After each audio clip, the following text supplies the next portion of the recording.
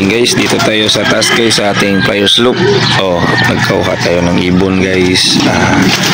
Self toast muna tayo. May update ko kayo mamaya guys sa kung saan lugar natin bibitawan to guys. Dito na tayo sa Minglanilla. Ganda na panahon guys. So guys, 7 ibon bibitawan natin ngayon. Ito apat na empty, tapos apat pala na empty, tapos tatlo na itsi. Bibitawan na natin guys.